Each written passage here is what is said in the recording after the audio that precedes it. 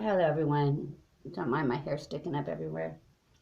I made a video earlier showing you new office. I haven't posted it yet, but we have well, you'll see the video. It's our new office for wheelchairs and wheelchair repair, scooter repair. And I have to be, well, I told you, I'm not going to go over it here, but I just found my first two four-leaf clovers here. Little baby ones.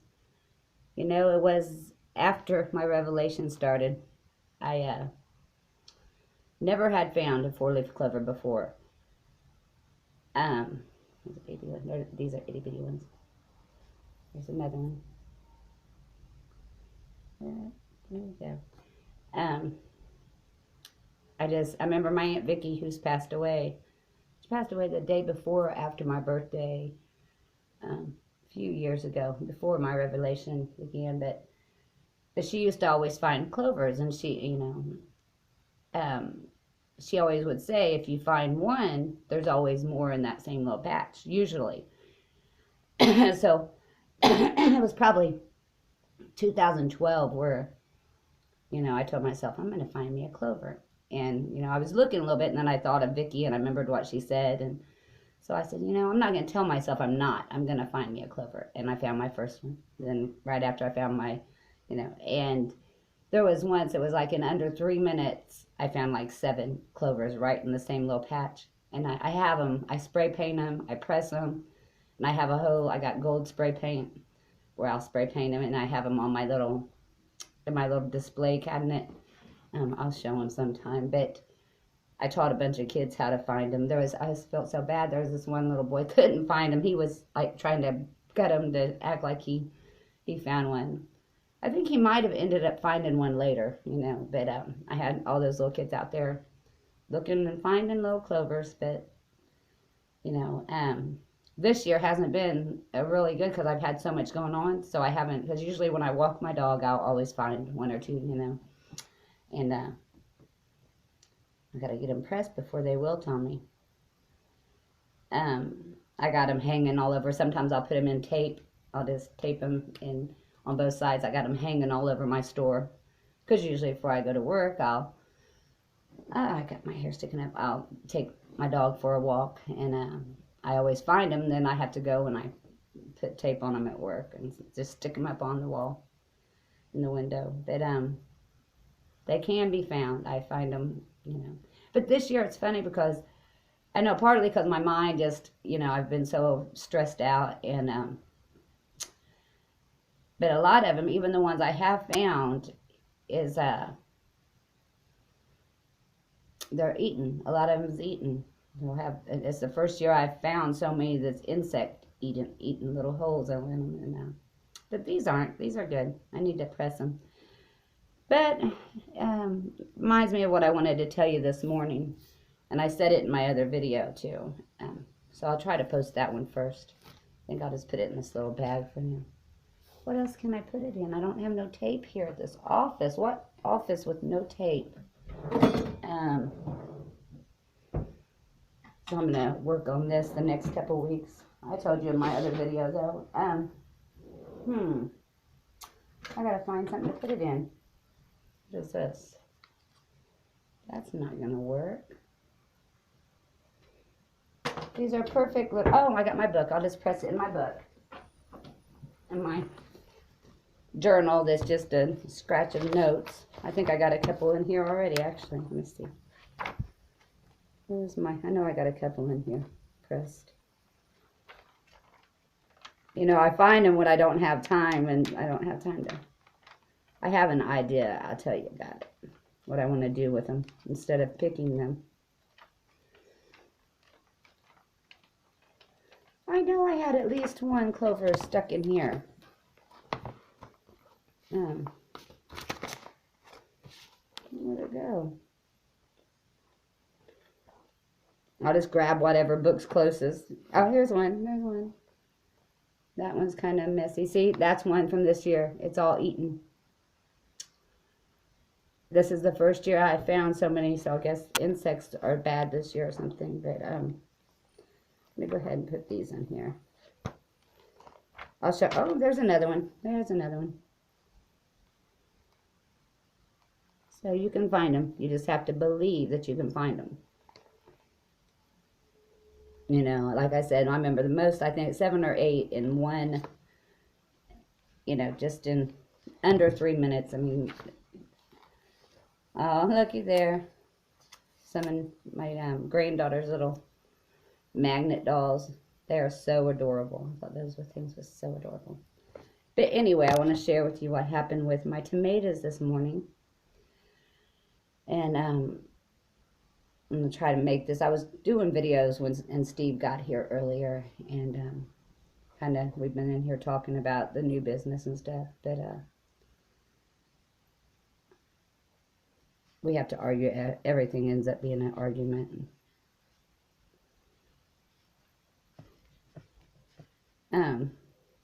But today, I was talking, you know, there's a reason, and, you know, on my new channel, I'm going to start putting everything out, just,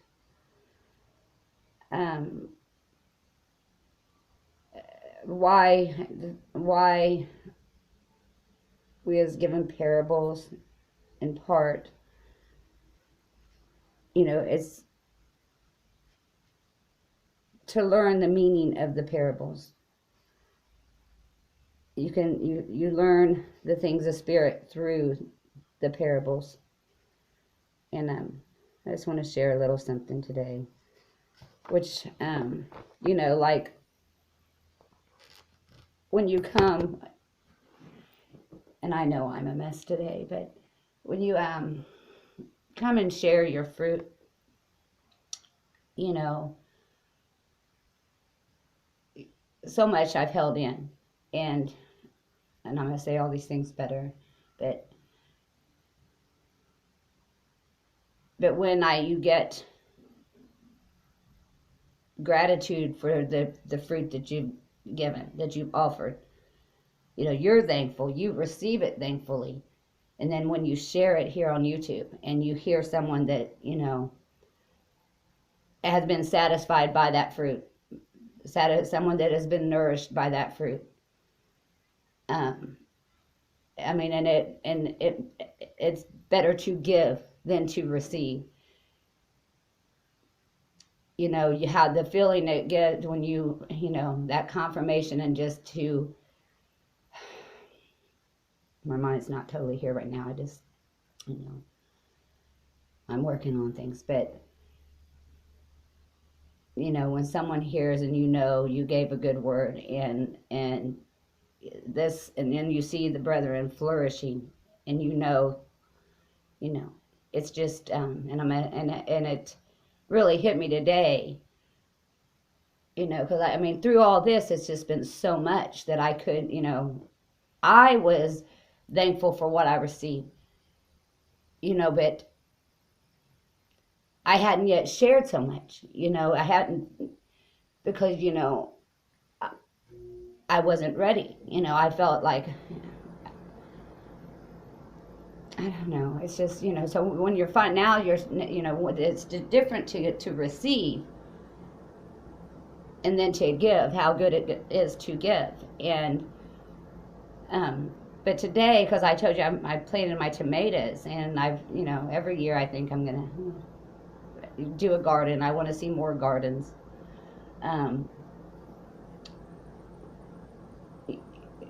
But I must speak more fully on these things of what I see, and I want to, you know, I want to know where what I see and what I feel goes with, you know, what's going to happen in the world.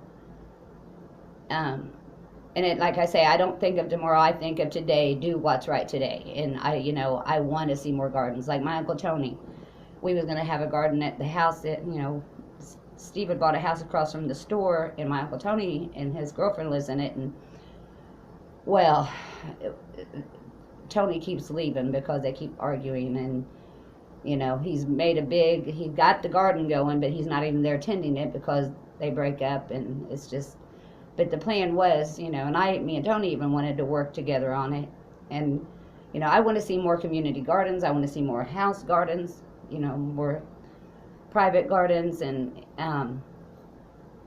it's just nothing like fruit from your own garden. And so I'm just going to share this real quick because I have many things I want to say on these things. So I made, those tomatoes, and, I'm like I said, I'm so, overwhelmed with everything, which I only got 1 more month of probation. I think after this probation is over, I at least will be, but I had a good conversation with my probation officer yesterday, so, it'll hopefully be over soon, but I've just had so much that I haven't done to the, I haven't been able to do the best, to give my best to tend all that I need to tend, including my tomatoes in my front yard here. But today, because I've been wanting to go back out, because I staked them up I had a little time a couple weeks ago when I realized the tomatoes started coming in, and I just grabbed some sticks I had around the yard and kind of staked them up. And then when I was at my grandma's the other day, because I haven't taken the time to go get any regular, go buy some poles or, whatever, to stake my tomatoes up. So I had just, I had these real thin branches that it helped a little bit. But then I got these other sticks that Grandma needed to throw out, laying in her yard, and I said, well, I'll just throw those in my truck and I'll use those because they're, stronger sticks. And so I need to get out there in the next couple of days and, put the tomatoes up. But the lady, that lives next door to me, and not that there's I wouldn't actually even point out, because people say, why you gotta say black? Or, because there's this really nice black lady that lives next door to me. She's an older lady. And and she was out this morning when I was getting ready to come in here, and she was out with her grandkids and other kids standing at the bus stop. And she said to me, she's like, those beautiful tomatoes, they're gonna rot on the ground. And I said, I know, I haven't had time to get, I need to pick some of them. I said, I took some the other day, but I hadn't had time to get out here to, lift them up off the ground. She's like, well, I'll pick them for you and sit them on the porch. I said, no. I said, just take some, just take whatever you want, because there's plenty there. And so I said, well, Steve, I said, if you don't feel comfortable, just wait for Steve. He'll be leaving in a few minutes, and then you can. And I didn't think she'd feel real comfortable coming in the yard. And so I got in the truck, and then I went ahead and pulled up to my house because I was parked away. And then I pulled up, and I said, you know what? And I jumped out, and I just took a bunch of them off, and there's a bunch of them. And she said, I didn't know that either, because I've never had them growing like they are this year. I've only done it twice, and I only had like a couple tiny little tomatoes. But so I had a handful of them. I'm like, here, because I was trying to get to the office because I was supposed to be here at 8. And, I was all right that I wasn't, but, I was trying to get here before Steve actually knew I wasn't. Well, he knew I wasn't here by 8, but I was trying to hurry up and get here. So I had a handful of tomatoes, and I give them to her. And, just giving her those tomatoes. She enjoys tomatoes, and I give her these, and they're so good. I ate some last night, and they're just juicy. Not like, that's the first good tomato I've had. Even though, because I had forgotten, like last summer, the preacher next door, or the preacher's father next door to our store, he had given me some, and in all my chaos, I ended up leaving them on the counter. And then days later, I realized they're going to go bad, and when I was getting ready to go work, so I shoved them in the refrigerator, which I don't like a cold tomato. I like a room temperature tomato. But, and I had forgotten that I had put them in my vegetable rotter. So, I had all these really good tomatoes that rotted last year in my refrigerator. But, that might seem a small thing, that when I give her those tomatoes, and I know how much I enjoy tomatoes, and she enjoys tomatoes, and it just felt really good to give those tomatoes. And that night brought me to why the Father has given us these things in parables, to know both. Now that I know what it's like to give in spirit, I know you know, how gratifying it is to give the things that's been given to me. And now my own fruit that I've given. And it truly, when you really understand what it means to, it's better to give than to receive. And also I learned something else, because I told you how I held it in, because I did not know how I was supposed to present these things. With her and the tomatoes, she put out hers, and I took my handful of tomatoes, and that's how I presented it, with the hands. And but I, you know, when she told me that, you know, they'll rot, and she told me also, what can you learn from the parables? You know, she told me also, if you, and I wasn't sure, because I know some things are like that. Some vegetables, some flowers are, if you, once you pick them, more will grow. And I've said that, you know, as spiritual things, because I said, as you give, you know, you receive more, you know, as you're giving. And, you know, so when she said, just all hit and it all come together, you know, why these things are given to us in parables. And, you know, even how, when I, you know, that's how I was all these years. I was a plant just filled, and I was falling, my fruit was just weighed down, you know, and and it's just going to rot unless I, you know, present it. And then more fruit will grow. It gives place for more fruit to grow. And so I hope that, you know, I hope that got through what I was trying.